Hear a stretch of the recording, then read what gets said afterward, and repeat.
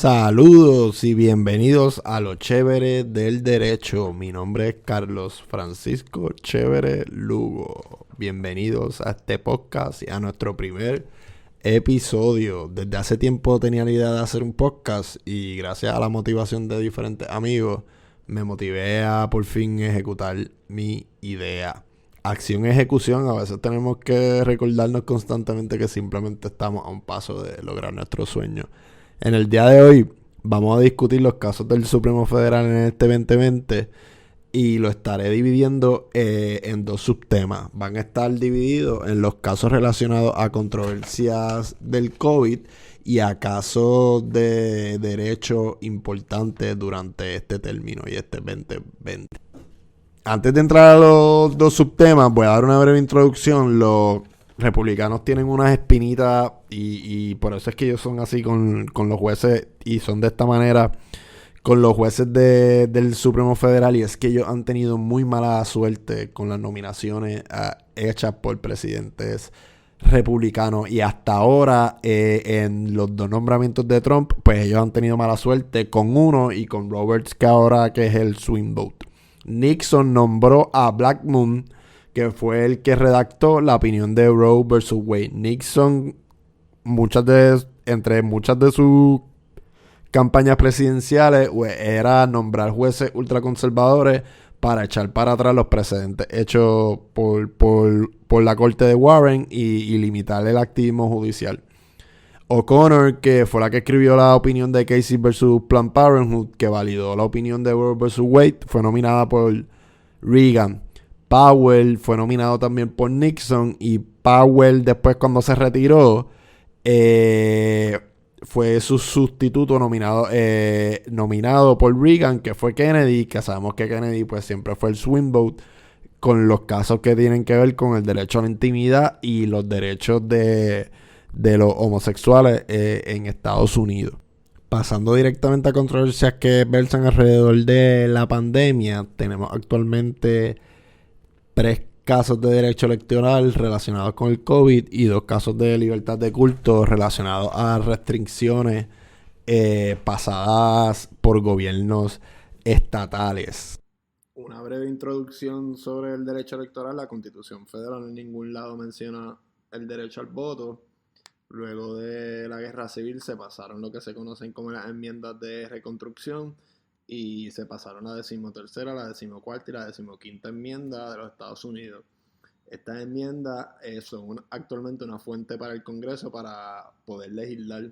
El Voting Rights Act, que se aprobó en Estados Unidos en la década de los 60, se aprobó teniendo como base esa enmienda. A partir de esa legislación federal, los estados tienen el poder policial, estatal o territorial de legislar y proteger el derecho al voto como lo crean conveniente.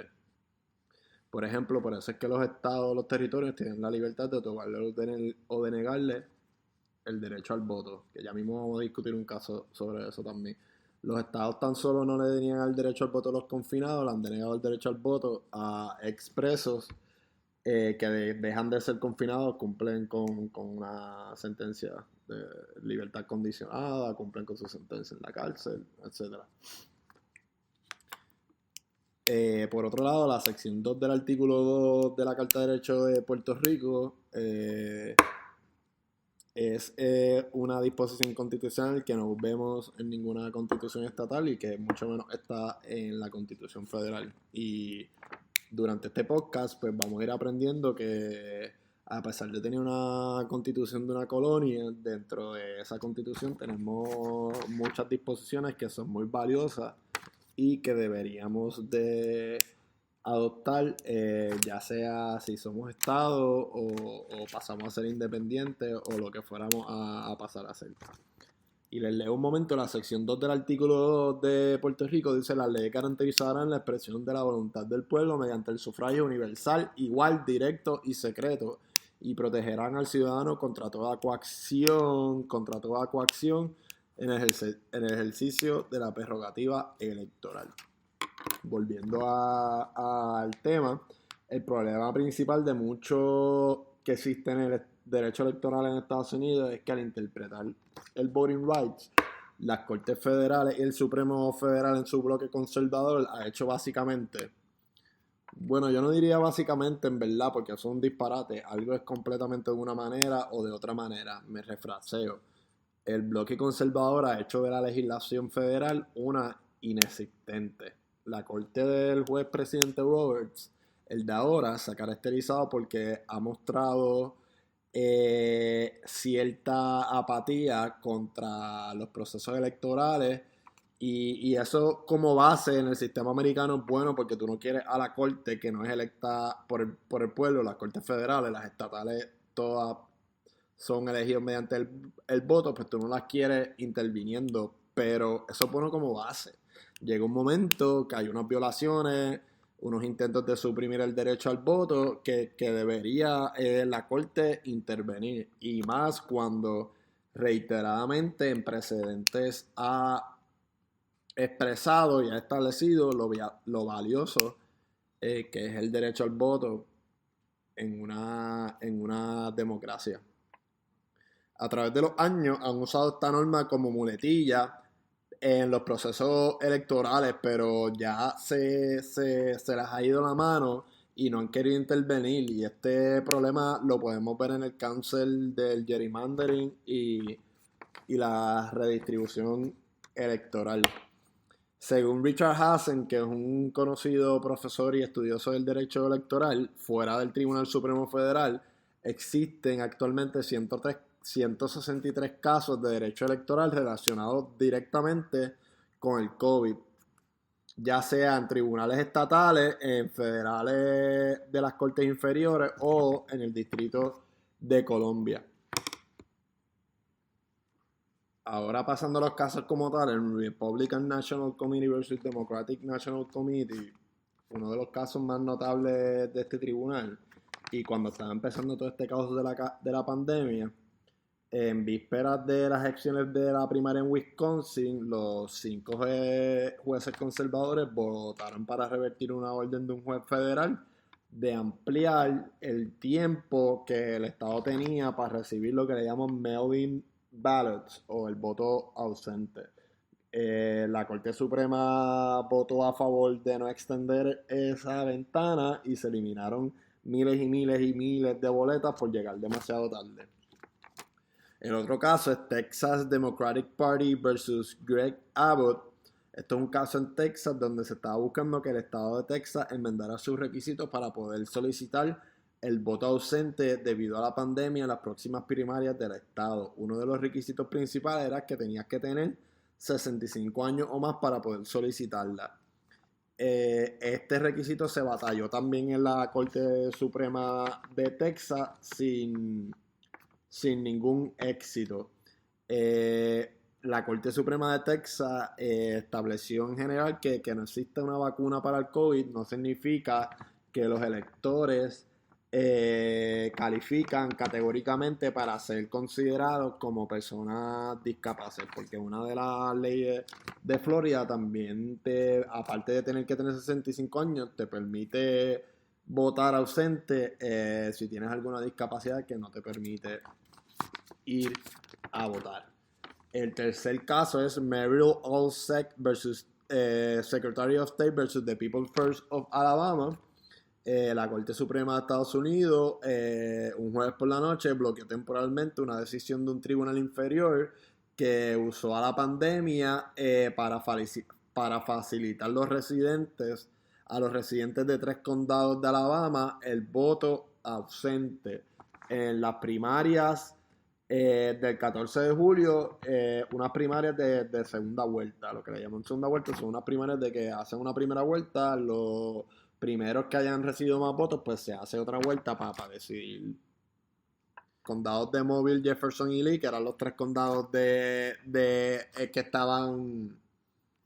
Los 3 condados en controversia, el condado de Mobile, Jefferson y Lee, las infecciones se habían disparado en las últimas semanas antes de esa primaria, y uno de los requisitos para tú solicitar el voto ausente en Alabama, además de lo de los 65 años, es que tú tenías que buscar una copia de identificación con fotografía mientras solicitabas la boleta por correo, y para que tu boleta fuera contada en ausencia, esta tenía que ir con una declaración jurada firmada por un notario público o dos testigos adultos. Yo no sé qué es verdad que podrían pensar ustedes, pero para mí en momentos de pandemia, además de por razones de salud y de todo, del pueblo, pues son unos requisitos un poco onerosos. Y pues, déjame buscar aquí el fallo de la corte. Llegó en el día en que el número de casos de COVID en Alabama llegó a un récord total de 1.758 según el sitio web Bama Tracker. Y por ahora se mantiene ese día como un récord de días por infecciones de COVID, irónicamente, 1.758. Los otros dos casos que tenemos son dos casos relacionados con libertad religiosa y restricciones de los estados. Uno de los casos es South Bay United Pentecostal Church versus Gavin Newsom, Governor de California. Esta decisión fue de mayo, 5-4. Se votó para dejar una restricción del estado de California en cuanto al ejercicio de las religiones, y pues se votó a favor. John Roberts votó a favor, siendo conservador. Todos los demás conservadores votaron en contra. Hubieran bloqueado la restricción del estado. Esta iglesia estaba alegando que le estaban afectando su libertad de culto, y pues el estado argumentó muy bien en sus contestaciones que ellos estaban haciendo una regulación neutral en cuanto a las religiones y no a una religión en específico, y era un interés apremiante de lo que estaban viviendo de la pandemia, y pues se votó correctamente.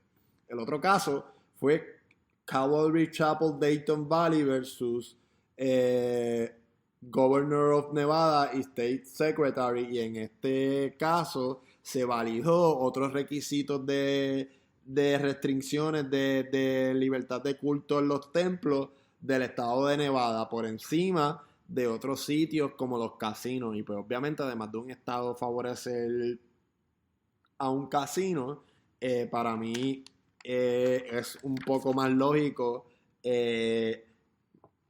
yo tener unas restricciones y unos procesos en un casino que hay más espacio, aunque no los cumplan, que en una iglesia donde por más que se haga todo el mundo se va a sentar cerca, o sea, no sé.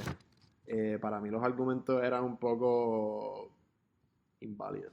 Y pues en estos dos casos fue la segunda vez que el Supremo decidió en contra de un reclamo de una iglesia, en contra de libertad de culto o de sus restricciones dentro del uso de la iglesia.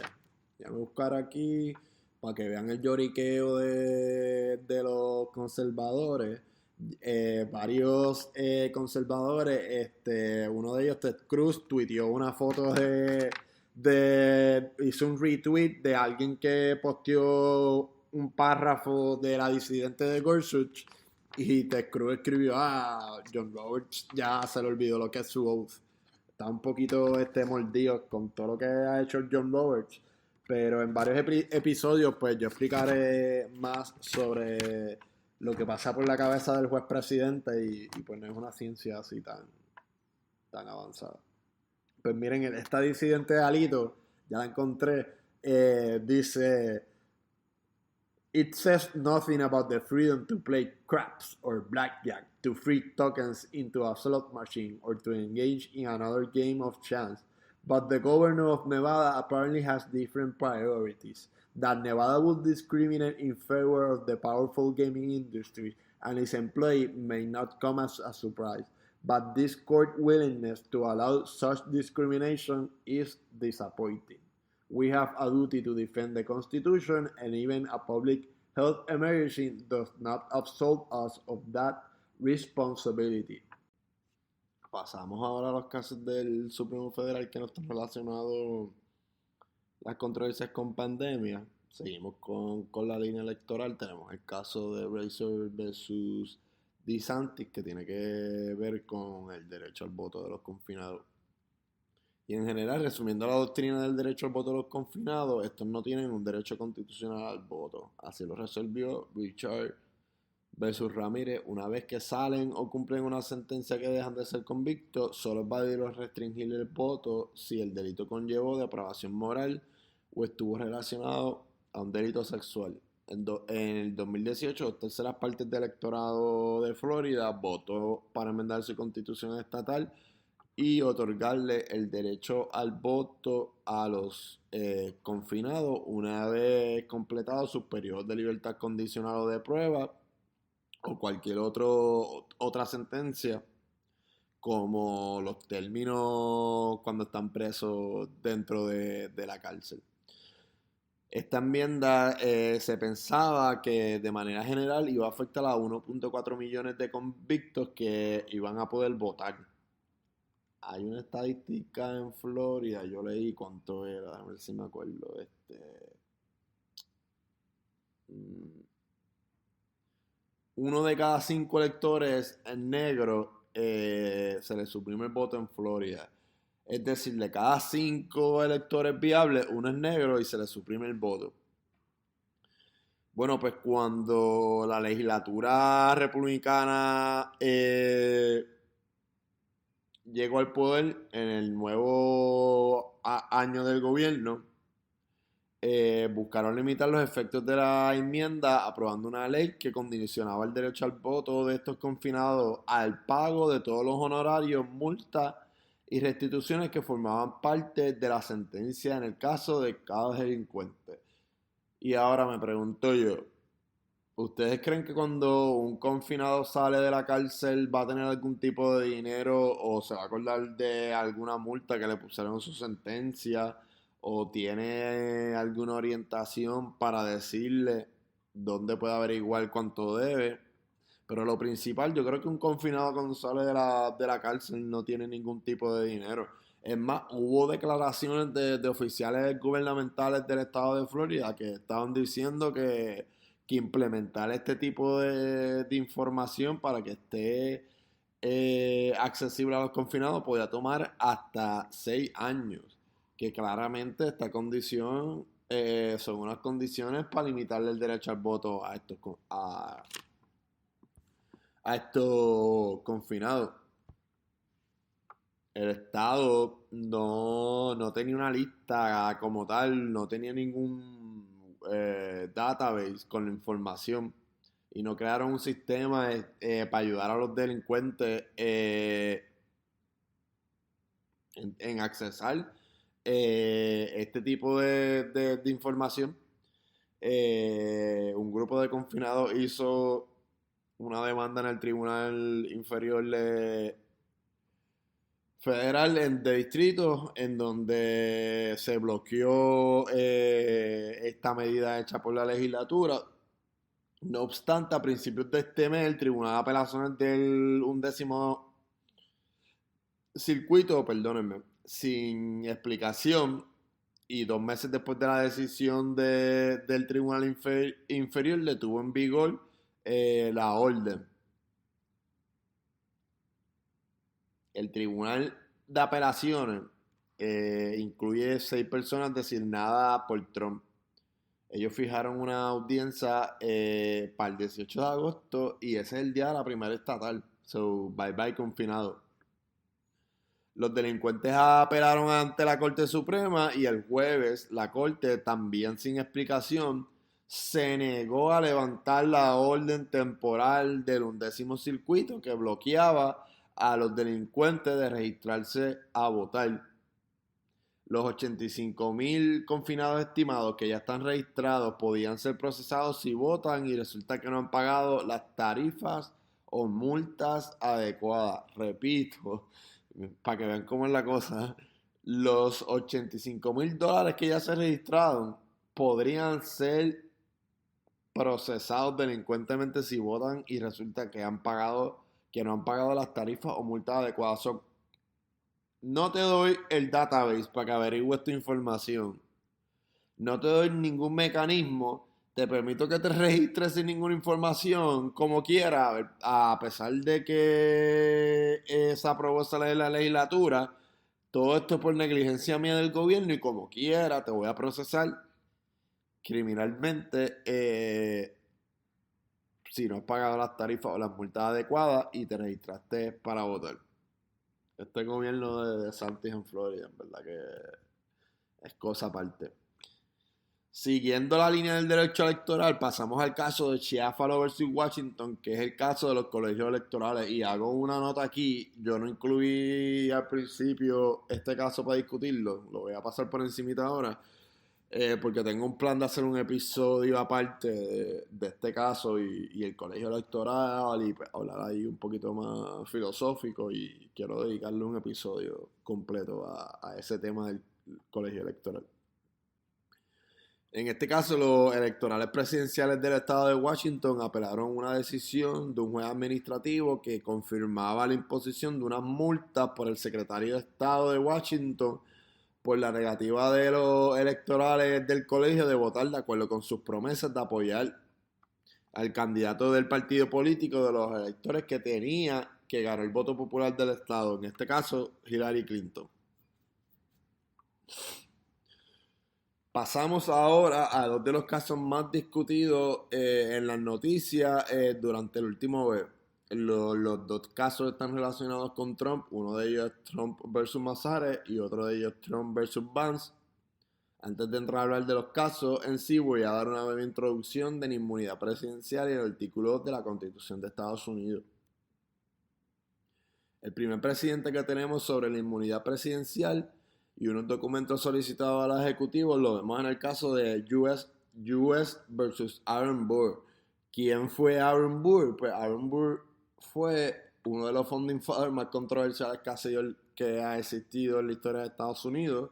Fue tercer vicepresidente de los Estados Unidos. Tercer vicepresidente de los Estados Unidos con Jefferson de presidente. Famoso y conocido en la historia de Estados Unidos por matar a Hamilton en un duel. Burr le echó la culpa a Hamilton por la pérdida de su elección como gobernador de Nueva York. Aaron Burr perdió la confianza que Jefferson tenía con él. Él nunca fue vicepresidente que actuó a la par con Jefferson, so él correctamente presumió que no lo iban a nombrar otra vez para el ticket de vicepresidente otra vez, so corrió para gobernador de Nueva York, perdió y le echó la culpa a Hamilton. Se dieron unas cartas entre ellos y eventualmente pasó un duel. Volviendo al caso de Aaron Burr veía una guerra en España como una posibilidad. Le había arrendado hasta al gobierno español un pedazo de tierra que tenía por las fronteras de Luisiana. Burr, después de su caso, él se fue para Londres y en Londres allá fue bien amigo de Jonathan Betham.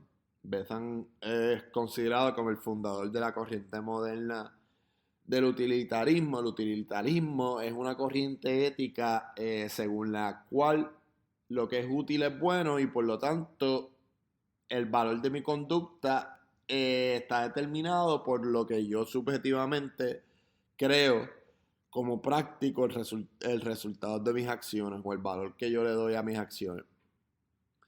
En este caso, el subponer fue pedido por el ejecutivo a Jefferson sobre cartas o cualquier otro documento que podía tener la rama ejecutiva pertinente en el caso. Los abogados de Aaron Burr fueron Edmund Ranford, John Wickham, Luther Martin y Benjamin Gallin Butts. Burr había sido procesado 4 veces por traición antes de que un gran jurado lo procesara /indictment. La única evidencia que fue presentada al gran jurado fue la llamada carta de Burr al general Wilkinson que proponía la idea de robar tierra en el pedazo del Louisiana Purchase. Durante el examen que se hizo en el caso, el tribunal descubrió que la carta en verdad estaba escrita en la letra del general Wilkinson. Cuando examinaron a Wilkinson, este dijo que había hecho una copia porque había perdido el original. El gran jurado y el tribunal tiraron para afuera la evidencia y las noticias hicieron un mockery de los procedimientos. El juicio estuvo presidido por el presidente de la Corte Suprema de los Estados Unidos, John Marshall, y comenzó el 3 de agosto. John Marshall era un primo lejano de Thomas Jefferson. Eran rivales políticos en cuanto a idea, eran primos lejanos. John Marshall creció en una finca más moderada y no tan rica como la de Thomas Jefferson, que creció con un centenar de esclavos. El artículo 3, sección 3 de la Constitución de Estados Unidos requiere que la traición sea admitida en una audiencia pública o probada por un acto abierto presenciado por dos personas. En el caso, como se podrán imaginar, como no se presentaron ni dos testigos, Byrd fue absuelto a pesar de toda la influencia política que la administración de Jefferson lanzó contra él. Así que se podrán imaginar toda la furia de Jefferson sobre John Marshall cuando John Marshall presidió este delito. ¿Y por qué John Marshall presidió el caso y el procesamiento de este delito? Bueno, porque en aquella época había una ley judicial que obligaba a los jueces del Supremo a sit como circuit judge en algunos casos y en los tribunales inferiores de distrito. Byrd fue, después de los casos de traición, él fue juzgado por otro delito grave y también fue juzgado por un misdemeanor, un delito menor, y nuevamente fue absuelto de todo. Ahora dándole para el frente y volviendo para los casos de Trump, tenemos los casos de Nixon, que Nixon no quería entregar los videotapes donde se escuchaban las conversaciones que tuvo y que se probaba su intervención en el proceso de conspiración. Después de Nixon tenemos el caso de Clinton versus... ¿Qué era Clinton versus quién? Versus Jones. En este caso, una ex empleada de Clinton lo estaba demandando por daño y él alegó que no podía estar sujeto a una investigación civil y ser llamado a tomar una deposición mientras fuera presidente de la nación. En los casos de Trump, en el primero, la Cámara de Representantes solicitó unos documentos al banco sobre información financiera del presidente, a un banco y a una firma de contabilidad. Los comités, según el tribunal, no estaban obligados a demostrar una necesidad específica de los registros que buscaban, ni a demostrar que los registros eran demostrablemente parte de un proceso legislativo. ¿Y por qué? Porque las ramas legislativas tienen un amplio poder de investigación y no necesariamente esa investigación tiene que llevar a la creación de legislación.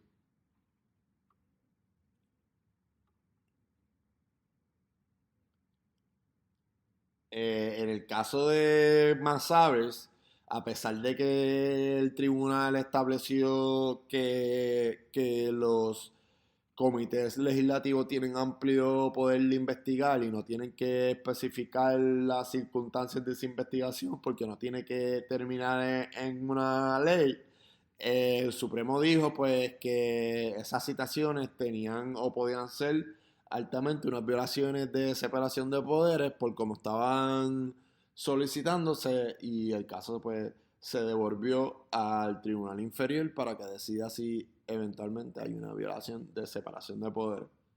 En el caso de Vance, esto es un caso supone de un fiscal de un county de Nueva York. El presidente presentó una demanda contra el fiscal del county afirmando una amplia inmunidad presidencial contra un proceso penal estatal mientras el presidente estuviera a cargo y solicitando un injunction para restringir la ejecución de la citación del gran jurado de un supponea duces tectum que se desempeñó en la firma de contabilidad que era el tercero custodio de los registros financieros y fiscales del presidente. El presidente trató de estirar el chicle en cuanto a la inmunidad presidencial y argumentó que la inmunidad presidencial impedía que fuera objeto de una investigación criminal mientras era presidente. más o menos lo mismo que argumentó Clinton en Clinton versus Jones. Esta decisión fue a favor del gobierno de Nueva York, pero se devolvió también al tribunal inferior para que el tribunal inferior decidiera y que el gobierno federal siguiera argumentando a favor de estirar el chicle de la inmunidad presidencial, que no creo que ¿verdad? Eventualmente pase. O sea, por lo menos en lo de Nueva York. Y pues les voy a compartir una frase ahora del caso. Estoy buscándola aquí donde las apunté. Mira.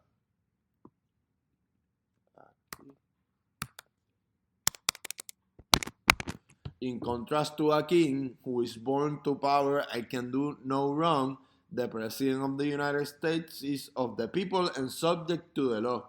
Presidents of the United States and their official communications are subject to the judicial process even when the President is under investigation. Siguiendo la misma línea de los poderes presidenciales, tenemos el caso de Seila Law LLC versus Consumer Financial Protection Bureau, y esta oficina presentó una solicitud para que se hiciera cumplir una investigación civil que se emitió como parte de una investigación sobre unos abogados y si ellos violaron unas reglas de ventas del telemercado en el curso de una presentación de servicio de alivio de deuda a sus clientes. Como cuestión general, la Constitución le otorga al presidente la autoridad de remover a quienes lo ayudan a llevar a cabo sus deberes, porque sin ese poder el presidente no podría ser plenamente responsable de cumplir con sus responsabilidades ni con la agencia que tiene a su cargo la rama ejecutiva y como líder de la rama ejecutiva. Bajo la separación de poderes, mientras que todo poder ejecutivo recae en el presidente y el presidente tiene la autoridad de remover a aquellos que lo ayudan a cumplir con sus deberes, el Congreso puede crear agencias expertas dirigidas por un grupo de oficiales principales removibles solo por el presidente por una buena causa. La estructura de esta oficina financiera de consumidor violó la separación constitucional de poderes en virtud de la cual la Constitución le otorgaba el poder ejecutivo al presidente y el presidente tenía autoridad para eliminar a quienes lo asistieron en el desempeño de sus funciones. El problema es que pues, esta agencia era una agencia independiente que ejercía un poder significativo y que estaba dirigida por un solo individuo con un mandato de 5 años, que no podía ser removido por el presidente excepto por ineficiencia, negligencia o malversación de fondo. En este caso vimos el lado moderado conservador de Roberts, que no iba a completamente derrogar el estatuto federal que creó la agencia y simplemente dijo que la remoción solo se basó en hablar de la remoción, pero no en eliminar el estatuto completo. Y este caso salió antes de un caso que voy a discutir ya mismo, que tiene que ver con la libertad religiosa, los Obamacare y los anticonceptivos, y pues este caso salió antes. Y en este caso Roberts dio un adelanto de lo que iba a ser su decisión en el caso del Obamacare y los anticonceptivos, y les leo la siguiente frase en lo que dijo. Déjenme buscarla. Expresó lo siguiente: Congress would prefer that we use a scalpel rather than a bulldozer, incurring the constitutional defect we identify today. En otras palabras, el rol del tribunal al interpretar el estatuto sería subsanar el estatuto y salvarlo y no eliminarlo por completo, nuevamente evitando una crisis.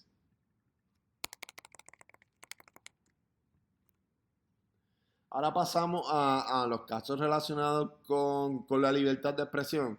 Tenemos dos casitos sencillos. El primero, Agency for International Development versus Alliance for Open. Estos eran unas organizaciones nacionales que con afiliados extranjeros que interpusieron varias acciones contra los Estados Unidos, desafiando constitucional una ley que establece que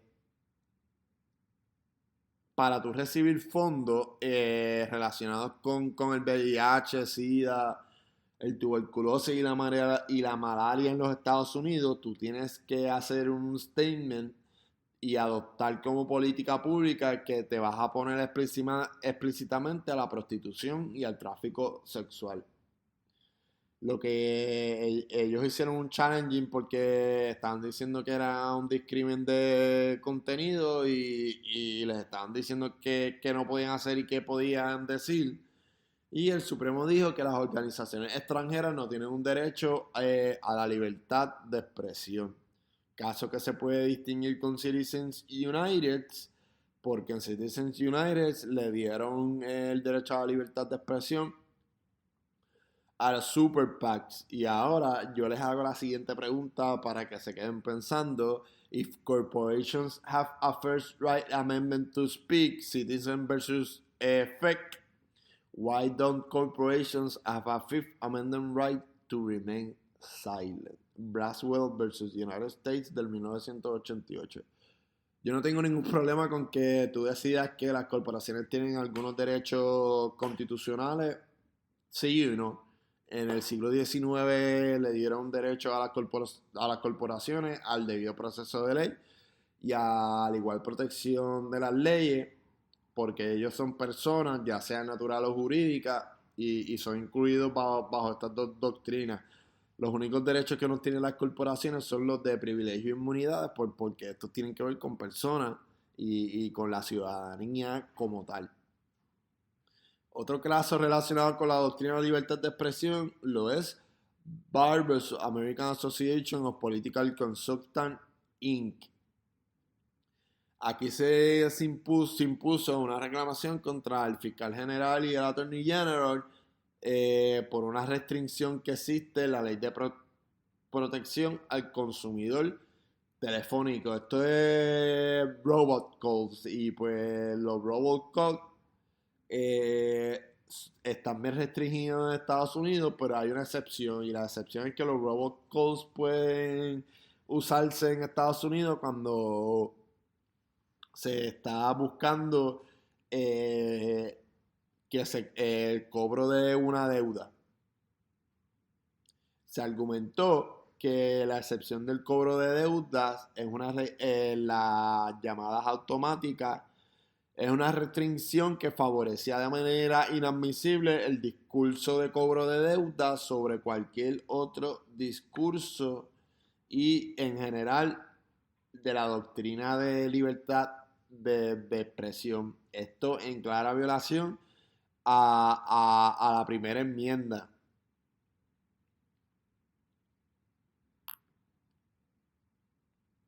El tribunal dijo que aplicando los principios tradicionales de separabilidad, la restricción completa de las llamadas automáticas no se invalidaría, sino que se invalidaría la excepción del cobro de deuda y se eliminaría el resto del estatuto. Los precedentes de la Corte Suprema permiten que el gobierno imponga constitucionalmente regulares de tiempo, lugar y forma razonables sobre el discurso, pero los precedentes claramente restringen al gobierno de discriminar en la regulación de la expresión sobre la base, lo que llena la expresión. Las reclamaciones modernas del derecho a la libertad de expresión, lo primero que un tribunal va a discutir es, en un buen inglés, lo que le llaman es si el discurso es content neutral o non-content neutral, y se aplica un escrutinio estricto, que significa que tienes que tener un interés apremiante para esa regulación del contenido. Pasamos ahora a los casos con controversias religiosas un poco más complejas. En el primer caso tenemos Espinosa versus Montana, Department of Revenue, en donde padres de estudiantes de una escuela privada interpusieron varias acciones contra el Departamento de Hacienda de Montana, que impugnaban una regla del departamento que excluía a escuelas privadas afiliadas religiosamente de un programa estatal de becas para estudiantes asistiendo a dichas escuelas. El Supremo Federal decidió que el programa de becas estaba permitido bajo la cláusula de no establecimiento, que la disposición de ayuda no discriminaba en función del estatus religioso y por lo tanto estaba sujeta a un escrutinio estricto, que el interés de Montana en separar la iglesia y el Estado más ferozmente que la Constitución Federal no era un interés convincente que pudiera establecer un escrutinio estricto y que la aplicación de la prohibición no ayudaba al programa de becas y no podía justificarse porque promovía la libertad religiosa. Por último, decidieron también que el interés de Montana en la educación pública no podía justificar la violación de la prohibición porque habían organizaciones que se beneficiaban y estos programas de gobierno eran completamente neutrales. El Supremo siguió diciendo que la cláusula de no establecimiento no se ofende cuando religiosos y organizaciones se benefician de programas neutrales del gobierno. Este caso, en verdad, es un claro ejemplo de cómo la doctrina de separación de iglesia y Estado se puede también a la misma vez limitada o estar en un choque constante con la doctrina de libertad religiosa, libertad de culto. Voy a hacer el siguiente comentario porque se me acaba de ocurrir una idea de hacer un episodio breve de los modos de interpretación constitucional. Y les voy a dar el siguiente ejemplo o comentario para que lo tengan en mente. Voy a hacer un mini episodio de emergencia de los modos de interpretación constitucional. Debió de haber sido el primer episodio, pero se me acaba de ocurrir grabando este episodio. Este caso de Espinosa versus Montana Department of Revenue es un claro ejemplo, como les mencioné, de cómo están chocando estas dos doctrinas religiosas. Y en estos casos religiosos se han invertido un poco los papeles de los jueces. Es la única doctrina constitucional donde los conservadores les gusta usar un enfoque más realista en su interpretación constitucional. Los conservadores prefieren hacer un enfoque realista, que es una evaluación de caso a caso, mientras que los liberales prefieren usar un enfoque más formal o formalism. O básicamente no, básicamente un disparate, como dije ahorita. Formalism es categorizar una cosa o no la otra, y usando la doctrina de lo que le llaman en Estados Unidos la metáfora del muro de separación, que fue establecida en un caso de Reynolds versus United States y Everson versus Board of Education. La aplicación de caso a Puerto Rico es un poco más compleja por el lenguaje que nosotros tenemos en nuestra constitución.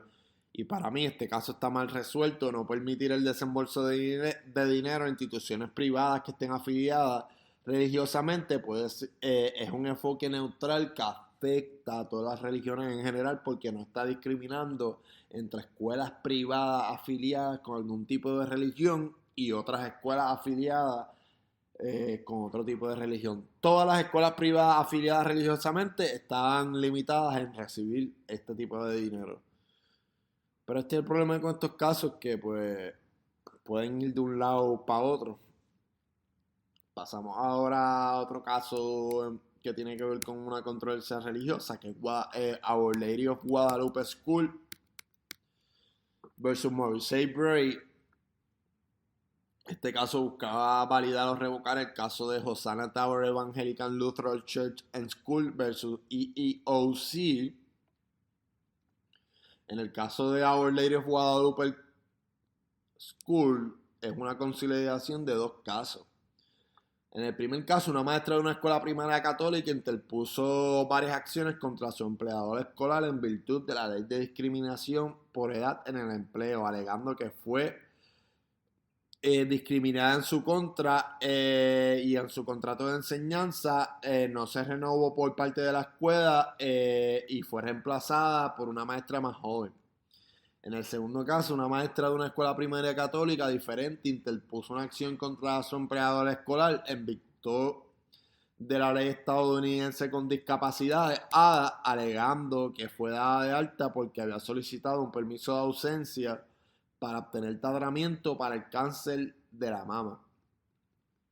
El Tribunal Supremo, a través de la voz del juez Alito, sostuvo que lo que le llaman el Minister Exception, la excepción ministerial basada en las cláusulas de religión de la primera enmienda, prohibía las demandas de discriminación laboral de los maestros. Las instituciones religiosas no disfrutan de una inmunidad general frente a las leyes seculares, pero la primera enmienda protege su autonomía con respecto a las decisiones internas esenciales para la misión central de la institución, según el Supremo Federal. Bajo esta expresión, los tribunales están obligados a mantenerse al margen de las disputas laborales que involucran a aquellos que ocupan los cargos importantes con la iglesia y las otras instituciones. El simple hecho de tú darle al empleado el título de ministro no es suficiente para justificar la excepción ministerial basada en las cláusulas de la religión de la primera enmienda, a las que las leyes rigen la relación laboral entre la institución religiosa y los empleados clave. Como muchos saben, el nombre no hace la cosa. En el último caso religioso, Little Sisters of the Poor Saint Peter en Paul Home versus Pennsylvania, este es el caso que mencioné ahorita de Obamacare y los anticonceptivos. Unos departamentos de Estados Unidos, el de Salud y Servicios Humanos, Trabajo y Tesorería, incorporaron una directrices y también le dieron a la HRSA la discreción de eximir a los empleados religiosos como las iglesias de proporcionar cobertura anticonceptiva. Más tarde, los departamentos también promulgaron una norma que acomodaba a las organizaciones religiosas calificadas que le permitieran optar por por la no cobertura al autocertificar que cumplieron con ciertos criterios con su emisor de seguro de salud, que luego les iba a permitir la exclusión de cobertura anticonceptiva de su plan como empleador y proporcionarle a los participantes por separado el pago para sus servicios de anticonceptivos sin imponer ningún otro requisito o otro costo compartido. El Supremo decidió que los departamentos tenían la autoridad de la ACA para promulgar las extensiones religiosas y morales, y era un caso administrativo iniciado por el estado de Pensilvania. En esta decisión podemos ver cómo el juez presidente se la juega. Decidieron tumbar la sección del estatuto de Obamacare relacionado con los anticonceptivos. Un punto medio que querían los conservadores, que era tumbar el Obamacare completo. En mi opinión, y pónganse a pensar, cuán miserable se debe de ser para tu buscar invalidar un estatuto completo como Obamacare durante una pandemia. Se las dejo ahí. Cuán miserable tú debes de ser para buscar remover o el Obamacare completo durante una pandemia. Yo pienso que eso es de personas bien miserables. Either way, estés de acuerdo con, ¿verdad?, con Obamacare o no y sus funciones. Pasamos ahora a McGirt versus Oklahoma, que es un caso de derecho constitucional criminal y de derecho de los Native Indians. Y resumiendo la doctrina, por ley federal solamente se puede procesar a un indio nativo perteneciente a una tribu por actos criminales cometidos dentro de una reserva en un tribunal federal. Si tú eres un indio nativo y cometiste un acto criminal dentro de la reserva, tú nada más puedes ser juzgado en un tribunal federal. Tenemos a Jimmy McGirt, que fue condenado en un tribunal estatal de Oklahoma por 3 delitos sexuales graves. En sus procesos post sentencia estatales argumentó que la condena que le impuso el Estado era inválida porque el Estado carecía de jurisdicción por procesarlo y porque él era un miembro de la nación Seminole. Sus crímenes tuvieron lugar en la reserva de Creek. Entonces la controversia era si donde se cometieron los alegados actos criminales era una reserva indígena y por voz del juez Goldshot, un canto bien grande de Oklahoma, se determinó que era una reserva indígena y por lo tanto se dejó nula la decisión del Tribunal Estatal de Oklahoma. En un caso relacionado con inmigrantes y sus descendientes, tenemos el Department of Homeland Security versus the Regent of University of California, DACA. Esto fue otro win para Roberts, otra pérdida para Trump. En un caso administrativo, el Supremo Federal concluyó que las determinaciones de la agencia administrativa fueron arbitrarias y caprichosas sin ninguna relación. Los demandantes fallaron en probar una violación a la doctrina de igual protección de las leyes.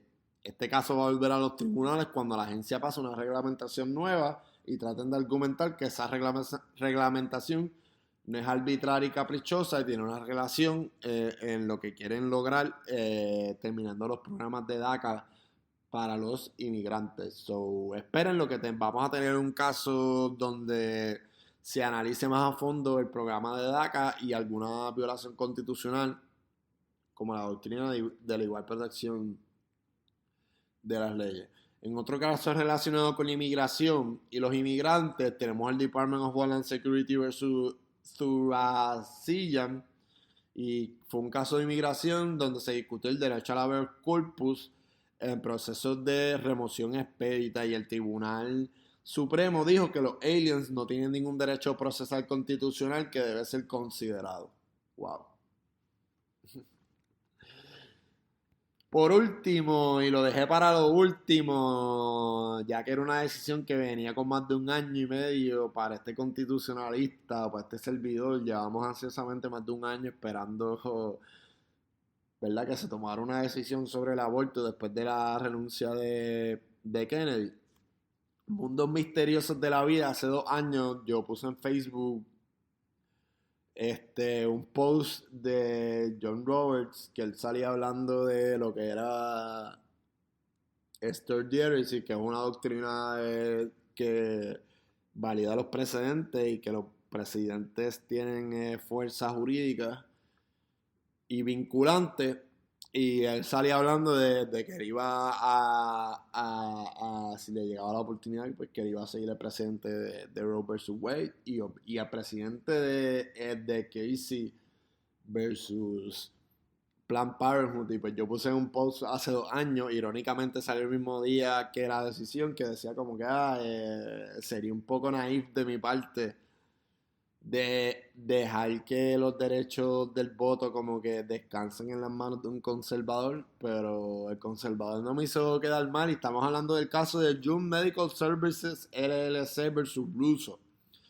Resumiendo los hechos, esto es un caso donde las clínicas de aborto y los médicos especialistas en aborto demandaron al secretario del Departamento de Salud y Hospitales de Luisiana, al presidente de la Junta de Examinadores Médicos de Luisiana, con el objetivo de prohibir una aplicación de una ley titulada la Ley de Protección contra el Aborto Inseguro de Luisiana, que exigía que todos los médicos que realizaran aborto tenían que hospitalizar en un hospital donde hubieran privilegios de admisión, y este hospital tenía que estar 30 millas de donde realizaron o indujeron los abortos. El Supremo Federal decidió que el requisito de privilegios de admisión imponía una carga indebida sobre el derecho constitucional de una mujer a elegir abortar.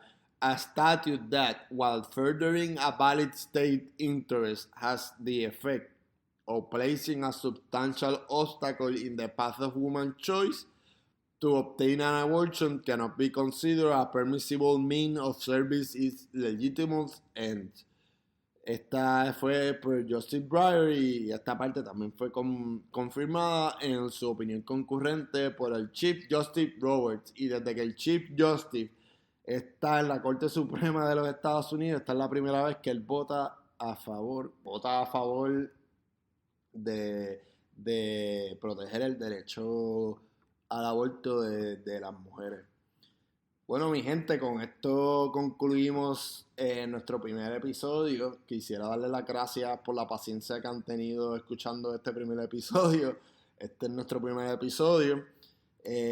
Mientras sigamos grabando contenido, les prometo que seguirá y mientras le cojamos el truque, y pues seguirá evolucionando la calidad de este podcast. Estamos trabajando unas cositas chulas. Vamos a seguir produciéndole mucho contenido para ustedes. Y nuevamente, gracias por su patrocinio, gracias por su paciencia. Nunca olviden de encender la llama de su cerebro. Y como dice el personaje de Spock en Star Trek, live long and prosper. Muchas bendiciones, corillo. Cuídense. Mucha salud.